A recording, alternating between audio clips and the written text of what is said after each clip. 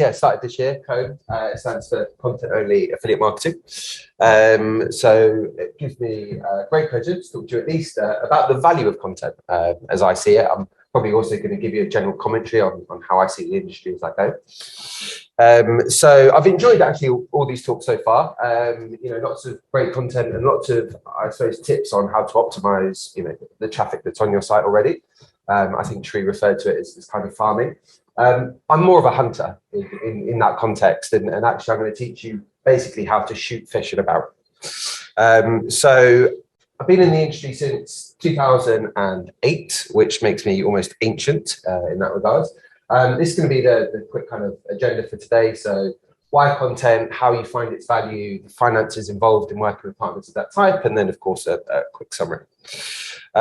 So yeah, I mentioned since 2008, 10 years network side at affiliate network Edwyn, a multitude of roles. Started off in the publisher management team, eventually was looking after the SME department, so providing affiliate marketing for emerging brands, and concluded my time there as the innovation director, so trying to find like new cool tech for Edwyn to partner with and to use. 5 years ago, decided to pack it all in, go solo, be a consultant for a while. I've worn every imaginable hat in the affiliate industry, affiliate side, retailer side, interim MD at an agency who of course will remain anonymous, and cashback sites, AI chatbots on site, like just literally everything, right? I just love it. And as I say, I launched COAM in the start of this year. I kind of been working on the background of it for like about 18 months, but launched it officially at the start of this year. And the idea behind COAM is to help retailers book placements on great websites, that influence a consumer's choice of supplier or a consumer's choice of product. And when I mean influence, what I mean is these are people that touch a consumer at the research phase of their journey. So they rank for things like best backpack for the weekend, or they rank for things like best shower squeegee, or top gifts to keep you warm. They're sites that have an independent editorial voice, and one that realistically a retailer can't really rank for themselves, because search engines tend to recognize if you were asked to recommend the best products in your sector, you're probably going to talk about yourself. And if you'd asked me 5 years ago why, like what the I suppose motivation or even the sanity of someone focusing in on such a niche part of the industry, or why they were doing it, I would think that's probably not such a smart idea. The conventional wisdom is that all the money is in tech, all the money is in cashback and in voucher codes.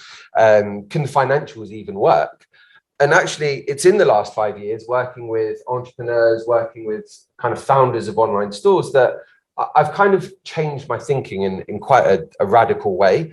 I've kind of recognized that there's two types of traffic. We've kind of touched on it a little bit already. It's traffic that already knows the brand they want to buy from, or sometimes the product they want to buy from. And there's traffic that's arriving to a retailer's website for the first time.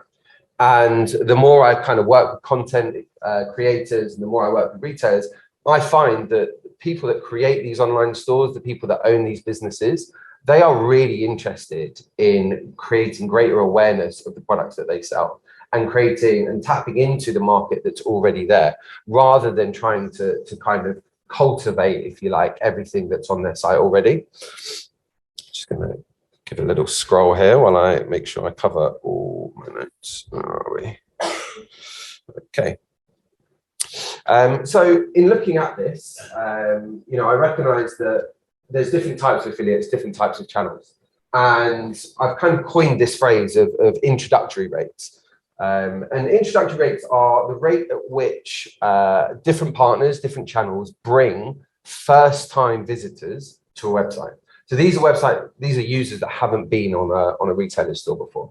And actually, the reason we can do this is because of the latest evolution of GA4 or Google Analytics. They've segregated these two really key points. There is, the source of your traffic, but then there's also the first source of your traffic. And actually, now that we have these insights, we can start to see what the different types of affiliates are capable of delivering in those terms. And actually, this is exactly that data. And I've seen this data while working at agencies and also working directly with retailer stores. So as you would expect, voucher code sites are not so great at delivering, if you like, those first-time visitors to a store, because instead they're very capable at increasing AOV, or they represent customers that are already kind of aware of what they want to buy and shooting off elsewhere and coming back again. The COAM websites, the websites that I'm kind of introducing here, the kind of sites that rank for best squeegee or best car de-icer, they deliver a much higher propensity of customers that are first-time visitors to a store. They are raising awareness of brands that a customer did not know about before. And that ultimately is almost gold dust. As you'd expect, like toolbars, browser extensions, they're incapable of this. They serve other purposes, of course, like they increase AOVs, and we've seen from a lot of on-site tech today that they're really capable of optimizing great amounts of traffic, and that's really valuable. But if you're a startup online store, if you're not like an established brand with a great high street presence, or you're really well known, like it's actually this kind of activity that I know I would be looking for if I was in that position too. Oh, there we go. One of the other reasons that I'm so adamant that this is a great kind of partner to work with is that ultimately the content that they create is evergreen. So much of the affiliate industry and the campaigns that run at the moment is like that moment of inspiration, that moment of instant purchase. You're chasing someone to go from a context of whatever they're doing into oh my God, that's a great deal, I have to buy right now. But that impact is momentary. And this isn't an affiliate channel specific phenomenon. Ultimately, it exists in news cycles, it exists on tweets, Instagram posts, stories, reels, etc. They are useful in that moment, but the long-term impact in brand building and generating you constantly recurring customers isn't quite as strong. But content like this, content that taps into a ready-made resource of prospective customers, it's constant. And so when you start to look at something like the financials, it becomes a little bit easier to make it work, even though the upfront fees may be slightly scary when you first look at them. I also forgot that slide did that. So when looking for this kind of content-based activity, a key part is actually finding the right kind of partners. So this is just a quick screenshot of the COAM platform, but ultimately it's designed to do a few different things. First is spot the opportunity. So in the affiliate industry, there exists a lot of companies with great looking websites, beautiful content, amazing marketing PDFs, and they come to you and they say, it's £1,000 for me to write a post about your article or post about your products. But ultimately, that's playing the lottery. You have no idea if that article is going to rank on Google, if it's going to get any traffic. And in a little bit of an aha moment, I would much rather tap into the websites that are already ranking for terms related to that. So, for example, in this case, I want to see who's ranking for best travel backpacks for women.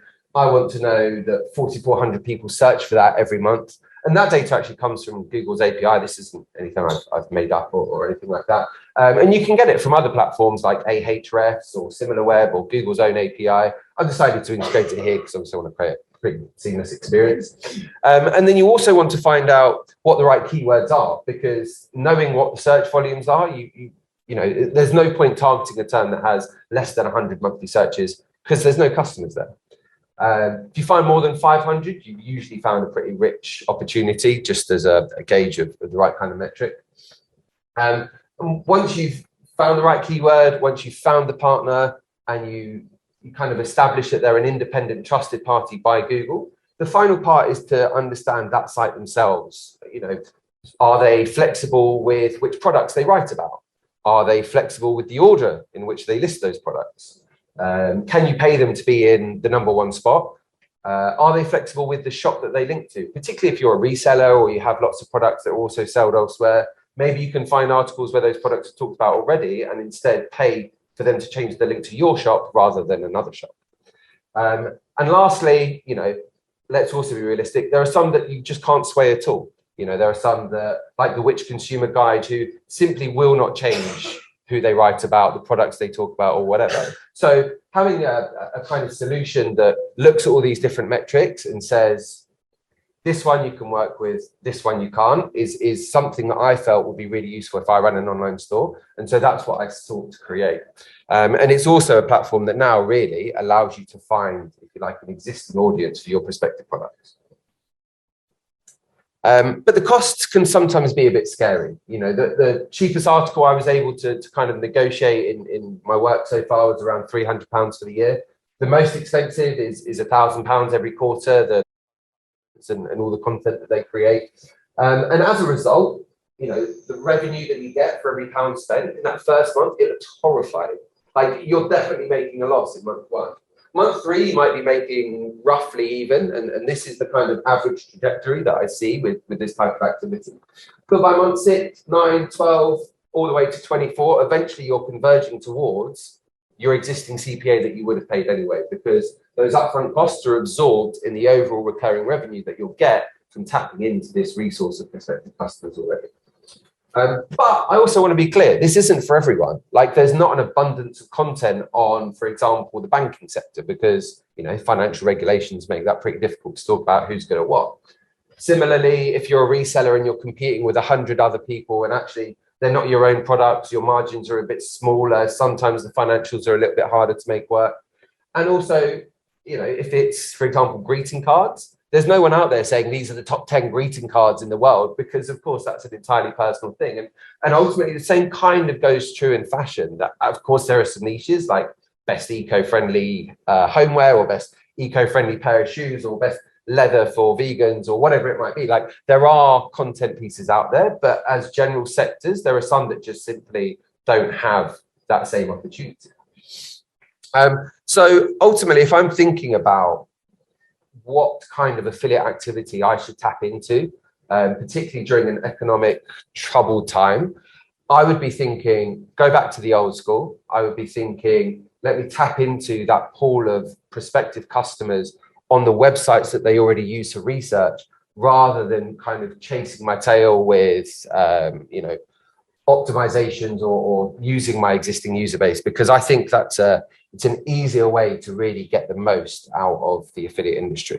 That is my own view. I'm a little bit different to obviously everyone that's gone before, and there's no harm in that. I think there are solutions for every type of retailer out there. And as I say, this isn't for everyone. So yeah, that kind of concludes how I see content, the value of content. If you have questions or you want to get in touch afterwards, like, details up there, or find me on LinkedIn, or just talk to me afterwards. That's it.